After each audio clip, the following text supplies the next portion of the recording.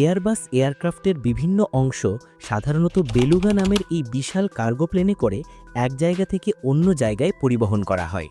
কিন্তু ভাবুন তো, যখন কথা হয় দুনিয়ার সবচেয়ে বড় যাত্রীবাহী বিমান এয়ারবাস A380 এর, তখন এর বিশাল পার্টসগুলো অন্য কোনো বিমানের সাহায্যে পরিবহন করা প্রায় অসম্ভব। কারণ আজ পর্যন্ত এমন কোনো কার্গো প্লেন তৈরিই হয়নি যার পেটের ভেতর এই রাজকীয় বিমানের পার্টস ফিট হতে পারে। তাহলে পুরো ইউরোপ জুড়ে তৈরি হওয়া A380 এর পার্টসগুলো এয়ারবাসের অ্যাসেম্বলি ইউনিট বা কারখানায় আনা হয় কিভাবে? বিশ্বের লুকানো সত্য চ্যানেলের নতুন একটি ভিডিওতে আপনাকে স্বাগত। বন্ধুরা, এয়ারবাস একটি ইউরোপীয় বিমান প্রস্তুতকারক কোম্পানি, যারা প্রতি বছর প্রায় 1000 বিমান তৈরি করে সারা বিশ্বের বিভিন্ন এয়ারলাইন্সকে ডেলিভারি দেয়। হিসেব করলে দেখা যায় দিনে গড়ে 3টি করে নতুন বিমান তৈরি হয় এখানে। প্রতিদিন 3টি বিমান তৈরি করা একটি অবিশ্বাস্য চ্যালেঞ্জ। এই বিমানগুলো কিভাবে তৈরি হয় সেটা এক আলাদা গল্প, কিন্তু ইউরোপের বিভিন্ন প্রান্তে তৈরি হওয়া এই বিমানের অংশগুলো ফ্রান্সের টুলুজ শহরে কিভাবে পৌঁছানো হয়, যেখানে এয়ারবাসের মেন অ্যাসেম্বলি ইউনিট অবস্থিত। এয়ারবাসের লজিস্টিক সিস্টেমকে সমুদ্র, নদী, সড়ক এবং আকাশপথ মিলিয়ে দুনিয়ার অন্যতম জটিল ট্রান্সপোর্ট নেটওয়ার্ক বলা হয়। একটি বিমানের বিভিন্ন অংশ ইউরোপের আলাদা আলাদা দেশে তৈরি হয় এবং শেষে এক জায়গায় এনে জোড়া লাগিয়ে তৈরি হয় একটি পূর্ণাঙ্গ বিমান। এটি কোনো সাধারণ কাজ নয়, বরং কয়েক দশকের ইঞ্জিনিয়ারিং এবং লজিস্টিক প্ল্যানিংয়ের এক অসাধারণ ফলাফল। 1960-এর দশকে ইউরোপের বড় দেশগুলো যেমন ফ্রান্স, জার্মানি, স্পেন এবং যুক্তরাজ্য মিলে একটি স্বপ্ন দেখেছিল। তাদের লক্ষ্য ছিল আমেরিকান কোম্পানি বোয়িংয়ের সাথে পাল্লা দেওয়া। কিন্তু তাদের পার্টনারশিপে একটি বড় সমস্যা ছিল। এয়ারবাসের 11টি প্রোডাকশন সাইট ইউরোপের বিভিন্ন দেশে ছড়িয়ে আছে। যেমন জার্মানির হামবুর্গে বিমানের পেছনের অংশ বা টেল সেকশন তৈরি হয়। ফ্রান্সে তৈরি হয় সেন্ট্রাল কম্পার্টমেন্ট এবং নোজ সেকশন। ইংল্যান্ডের ব্রটনে তৈরি হয় ডানা বা উইংস। আর স্পেনের কাডিজ শহরে তৈরি হয় লেজের অংশ। ফুটবল মাঠের সমান বড় এই পার্টসগুলো যখন তৈরি হয়ে যায়, তখন শুরু হয় আসল চ্যালেঞ্জ: এগুলোকে ফ্রান্সের টুলুজ শহরে নিয়ে যাওয়া। শুরুতে যখন চাহিদা কম ছিল, তখন ট্রাক বা জাহাজে করে আনা হতো, যাতে মাসের পর মাস সময় লাগত। কিন্তু দৈনিক 3টি বিমান তৈরির লক্ষ্য পূরণ করতে এয়ারবাসকে নতুন কিছু ভাবতে হয়েছিল। আর্কটিক মহাসাগরে এক ধরনের তিমি পাওয়া যায়, যার নাম বেলুগা। 1994 সালে এয়ারবাস এই তিমির আকৃতি থেকে অনুপ্রাণিত হয়ে একটি বিশেষ প্লেন তৈরি করে, যার নাম দেওয়া হয় বেলুগা। এই প্লেনটির একমাত্র কাজ ছিল বিমানের বড় বড় পার্টস পরিবহন করা। এটি লম্বায় 56 মিটার বা 184 ফুট, যা অলিম্পিক সুইমিং পুলের চেয়েও বড়। এর উচ্চতা 17 মিটার বা 6 তলা বিল্ডিংয়ের সমান। এর পেটের ভেতর 182টি মারুতি সুজুকি অল্টো অনায়াসেই ধরে যাবে। সবচেয়ে বিশেষ ব্যাপার হলো এর সামনের অংশ বা নোজ গাড়ির বোনেটের মতো উপরে উঠে যায়, ফলে লোডিং আনলোডিং খুব সহজ হয়। এয়ারবাস A350 এর 32 মিটার লম্বা ডানা বা উইংস খুব সহজেই এর ভেতর ঢুকে যায়। একজোড়া ডানার দাম প্রায় 4000 কোটি টাকার সমান, তাই লোডিংয়ের সময় সামান্য ভুল মানেই কোটি কোটি টাকার ক্ষতি। আগে যে কাজ করতে মাসের পর মাস সময় লাগত, বেলুগা সেই পার্টস মাত্র 2 ঘন্টায় এক দেশ থেকে অন্য দেশে পৌঁছে দেয়। 2014 সালে তারা এর আপগ্রেডেড ভার্সন বেলুগা এক্সএল তৈরি করে।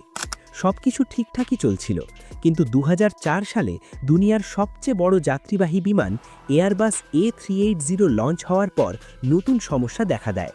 এর ফিউজলেজ বা মূল বডি 8.4 মিটার উঁচু এবং এর ডানা 16 মিটার চওড়া। সমস্যা হলো বেলুগা এক্সেলের কার্গো হাইট মাত্র 7.5 মিটার, ফলে A380 এর বডি বা ডানা কোনোটাই এতে ধরে না। তাছাড়া বিমানের ডানা বা উইংস সবসময় এক পিসেই তৈরি করতে হয়, কারণ এর ভেতরেই থাকে ফুয়েল ট্যাঙ্ক। তাই জোড়া লাগানো বা কেটে ছোট করার কোনো সুযোগ নেই। এই বিশাল পার্টস পরিবহনের জন্য এয়ারবাস আরও বড় বিমান বানানোর কথা ভেবেছিল, কিন্তু তাতে খরচ হতো হাজার কোটি টাকা। আর যেহেতু A380 খুব কম এয়ারলাইন্স ব্যবহার করতে পারে, তাই এর চাহিদাও কম। সেজন্য নতুন বিমান বানানোর আইডিয়া বাদ দেওয়া হয়। এখন শুরু হয় জল, নদী এবং সড়কপথ পাড়ি দেওয়া এক সুপার কনভয়ের গল্প। এয়ারবাস বিশেষ ধরনের জাহাজ তৈরি করে, যার নাম roll on roll off ship. এর মধ্যে একটির নাম সিটি অফ হামবুর্গ। এই জাহাজে ক্রেনের সাহায্য ছাড়াই চাকা লাগানো প্ল্যাটফর্মের মাধ্যমে বিশাল পার্টসগুলো সরাসরি ঢুকিয়ে দেওয়া হয়। জার্মানি থেকে এই জাহাজ ১৬০০ কিলোমিটার পথ পাড়ি দিয়ে ফ্রান্সের নজের বা সেন্ট নাজির পোর্টে পৌঁছায়। নর্থ সি বা উত্তর সাগরের উত্তাল ঢেউ এবং ঝড়ের মধ্যে ৪,০০০ কোটি টাকার ডানাগুলোকে রক্ষা করতে জাহাজের ক্যাপ্টেন ও ক্রুরা প্রতি ৪ ঘন্টা পরপর কার্গো চেক করেন। ফ্রান্সের পোর্টে পৌঁছানোর পর পার্টসগুলোকে নামিয়ে বিশেষ ধরনের বার্জে তোলা হয়। এরপর শুরু হয় গ্যারোনে নদী দিয়ে যাত্রা। এখানে সবচেয়ে বড় বাধা হল দি পিয়ের ব্রিজ। ১৮১০ সালে তৈরি এই ব্রিজের খিলান বা আর্চগুলো সমান নয়। শুধুমাত্র ৯ নম্বর আর্চ দিয়েই বার্জটি যেতে পারে, তাও দুই পাশে মাত্র কয়েক ইঞ্চির গ্যাপ থাকে। এখানেই শেষ নয়, নদীর পানির উচ্চতা জোয়ার ভাটার উপর নির্ভর করে। ক্যাপ্টেন প্রতি ১২ ঘন্টায় মাত্র ৩ মিনিটের একটি সময় পান যখন পানির লেভেল ঠিক থাকে। এই ৩ মিনিট মিস করলে পুরো কনভয়কে ১২ ঘন্টা অপেক্ষা করতে হয়। নদীপথ শেষ হওয়ার পর টুলুজ পৌঁছতে আরও ২৫০ কিলোমিটার বাকি থাকে। এবার শুরু হয় সড়ক পথের যাত্রা। ব্যবহার করা হয় ৫০ মিটার লম্বা সুপার ট্র্যাক, যার এক একটিতে ৯৬টি করে চাকা এবং ৬৫০ হর্স পাওয়ারের ইঞ্জিন থাকে। রাস্তায় ট্রাফিক এড়াতে এই বিশাল কনভয় শুধুমাত্র রাতে চলাচল করে। হাইওয়ে এবং শহরের রাস্তা বন্ধ করে দেওয়া হয়। পুলিশ, ইঞ্জিনিয়ার এবং এসকর্ট কার মিলিয়ে ৪০ জনের একটি দল এই কনভয়ের সাথে থাকে। সবচেয়ে কঠিন কাজ হল ছোট শহরের মোড় বা রাউন্ড অ্যাবাউট পার হওয়া। ট্র্যাকের পেছনে ঝুলে থাকা ১৫ মিটার লম্বা ডানা রাস্তার ল্যাম্পপোস্ট বা ঘরের ছাদ থেকে মাত্র কয়েক সেন্টিমিটার দূর দিয়ে যায়। অবশেষে যখন এই পার্টসগুলো টুলুজের অ্যাসেম্বলি ইউনিটে পৌঁছায়, তখন হাইটেক সিস্টেমের মাধ্যমে মাত্র কয়েক ঘন্টায় এগুলো জোড়া লাগানো হয়। A380-র বডি জোড়া লাগাতে ১৯,০০০-এর বেশি রিভেট বা নাট বল্টু এবং ডানা জোড়া লাগাতে ৪,০০০ রিভেট লাগে। ইঞ্জিন, ইন্টেরিয়ার এবং পেইন্টিং শেষে একটি বিমান তৈরি হতে প্রায় ৯ মাস সময় লাগে। আজ পর্যন্ত A380-র মাত্র ২৫১টি ইউনিট তৈরি হয়েছে। এর ৫০% আছে এমিরেটস এয়ারলাইন্সের কাছে। এই বিমানে ৮৫০ জন যাত্রী একসাথে ভ্রমণ করতে পারে এবং এর ওজন প্রায় ৩০০টি এসইউভি গাড়ির সমান। একটি A380-র দাম প্রায় ৩৮০০ কোটি টাকা।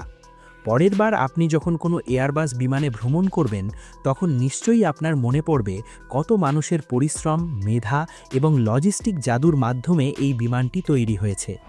আশা করি বিশ্বের লুকানো সত্য এর আজকের ভিডিওটি আপনাদের ভালো লেগেছে।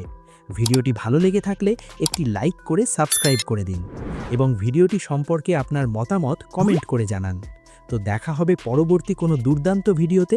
ততক্ষণ পর্যন্ত ভালো থাকবেন। ধন্যবাদ।